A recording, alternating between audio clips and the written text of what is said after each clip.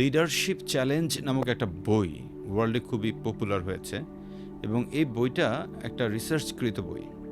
যে ওনারা গবেষণা করে দেখলেন যে যারা টিম মেম্বার তাদেরকে প্রশ্ন করছিল যে আচ্ছা, আপনার টিম লিডার আপনার লাইফে কি কোনো রকম কন্ট্রিবিউট করছে আপনার ক্যারিয়ারের জন্য? তো ভাইবা থেকে বলছে যে না। এরকম নায়ের সংখ্যাটা প্রায় 50% লোক। বাকি 30% লোক পাওয়া গেছে বলে যে হ্যাঁ, কিছু একটা হয়তো বা করে, ওই রকম না। এরা বলে কি যে তাহলে কি করে এরা? বলে এরা হচ্ছে উপর থেকে যে মেসেজ আসে এই মেসেজ খালি আমাকে দিয়ে দেয়। অ্যাজ লাইক মেসেঞ্জার বা পিয়ন যে কাজ করে সেও সেম কাজটাই করে। মাত্র 20% তাদের বসদের সম্পর্কে বলেছে যে হ্যাঁ, উনি তো আমাকে একটু কাজ শেখায়, আমাকে একটু পড়ালেখা করায়, আমাকে একটু মাঝে মধ্যে অ্যাসাইনমেন্ট দেয়, আমি গ্রো করছি, আমাকে শেখায়, আমি তার কাছে শিখতে পারছি। এই যে মাত্র 20% লোক মনে করছে যে তার টিম লিডার একটা মানে কাজের মানুষ বা তাকে দিয়ে কিছু কন্ট্রিবিউট করাচ্ছে, তার ক্যারিয়ারে কন্ট্রিবিউট করতেছে। রেস্ট 80%, অলমোস্ট 80%কে তারা মনে করছে অ্যাজ এ মেসেঞ্জার। স্যার খুবই মেসাকের একটা কথা স্যার। এইটারই সাবসিকুয়েন্টলি যদি আমি আরেকটা রিসার্চ বলি, এই বইয়ের মধ্যে আরেকটা রিসার্চ বলছে যে যখন একজন টিম মেম্বার তার টিম লিডারকে নেগেটিভ লিডার হিসেবে ধারণ করবে, যে ইয়াস এক্সাম্পল স্যার কামরুজ্জামান স্যার হচ্ছেন আমার লিডার, তা আমি বললাম যে উনি একটা নেগেটিভ মানুষ, এই ফিল আমার মধ্যে আসলে আমার মাত্র 31% আমি পোটেনশিয়ালিটি কাজে লাগাবো।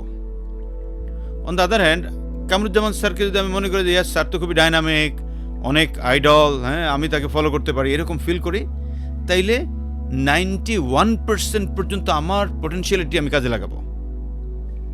তার মানে আমি যদি নেগেটিভ লিডার প্রতিমান হয় একজন টিম লিডার, তাইলে ইউজ করতে পারবে তার কলিগের মাত্র 31% পোটেনশিয়ালিটি, আর পজিটিভ লিডার হলে 91% পোটেনশিয়ালিটি কাজে লাগাতে পারবে। এই যে এই জিনিসটা না অনেকে বুঝতেই চায় না যে ভাই আমি কোন কোন কাজগুলো করলে সে আমাকে নেগেটিভ বুঝতেছে, কোন কাজগুলো আমাকে পজিটিভ বুঝতেছে। যে কথাগুলো ছিল আপনি মাত্রই বললেন, অনেকগুলো কথা এখানে চলে আসছে। যে অনেকে তার জুতা পায়ে দিয়ে চিন্তা করে না, চাপায়া দেয়, কেমনে করবে জানে না, রাত 11টার পরে ফোন দেয়, এরকম আর অনেকগুলো ঘটনা স্যার।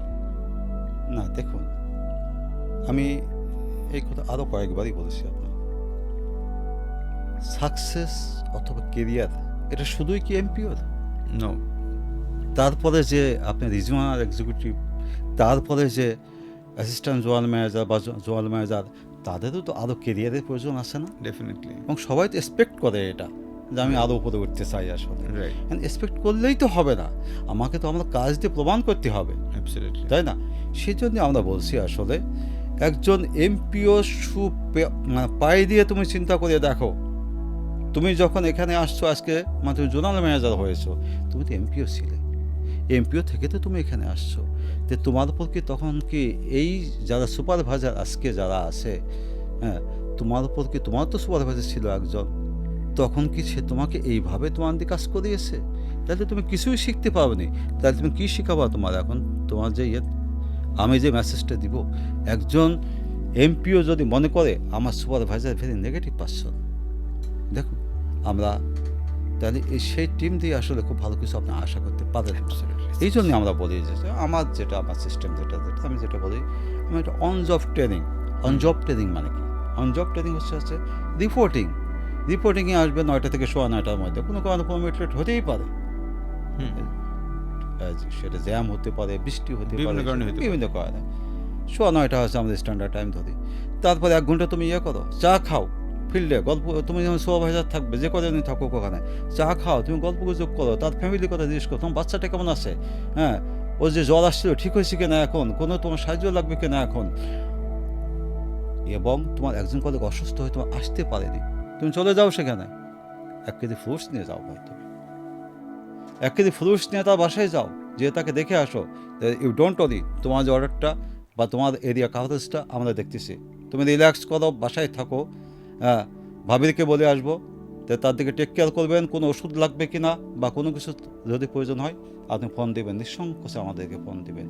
আমি কিন্তু কোনো বানিয়েও বলছি না, বাড়িয়েও বলছি না, এই ধরনের ইনস্ট্রাকশন কিন্তু আমার টিমের মধ্যে আমার দেওয়া আছে, এবং এইখানটায় আমি খুব স্ট্রিক, আমি এখানে কোনো এখানে কোনো রকম এই সমস্ত ব্যাপার কোনো রকম নেগলিজেন্সি শো করা মানে এটা it will be crime Crime.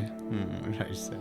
এবং আপনি দেখুন মানে কলিগের নলেজ পাওয়ানোর জন্য আরও যেটা করি উইকলি একটা সেশন করি কিন্তু আমরা রোল প্লে সেশন যেটাকে বলি আমরা রোল প্লে সেশন কিন্তু এটা রিজিওন ওয়াইজ কিন্তু আমাদের and this is a must mostly আমরা এটা থার্সডেতেই করে থাকি আর কি 1 ঘন্টা বা 2 ঘন্টা অর্থাৎ এটা রিফ্রেশার্স কোর্স মানে যেটা প্রোডাক্ট নলেজকে একটু শার্প করার জন্য আর কি যেটা করে থাকি হয়তো 1 সপ্তাহে হয়তো 2টা প্রোডাক্ট আর 1 সপ্তাহে role play session very much effective আমরা জিবিএস করা মানে বিভিন্ন আমাদের হাতে আছে অর্থাৎ কলিগ ডেভেলপমেন্ট এটা কিন্তু আমরা আমাদের চেয়ারম্যান স্যারের কাছ থেকে কিন্তু আমরা শিখেছি আসলে এটা তো কলিগ ডেভেলপমেন্ট যদি আপনার না হয় আপনি কোম্পানি ডেভেলপমেন্ট আপনি আশা করতে পারেন না আপনি স্যার, এটা কোম্পানি কিন্তু প্রাণ স্যার, কারা আসলে আমিও বুঝতেছি কোম্পানি লাইফ কারা Right, sir. ওই সমস্ত কলিগ যারা রোদে ভিজে বৃষ্টিতে ভিজে রোদে পড়ে শীতের মধ্যে প্রচণ্ড শীতের মধ্যে যারা কোম্পানিকে কন্ট্রিবিউট করছে এরাই হচ্ছে কোম্পানি প্রাণ এরাই কোম্পানিকে ডমিনেট করছে এরাই কোম্পানিকে বাঁচিয়ে রেখেছে এই ফিলিংসটা যদি আমার মধ্যে না আসে আই এম নট লিডার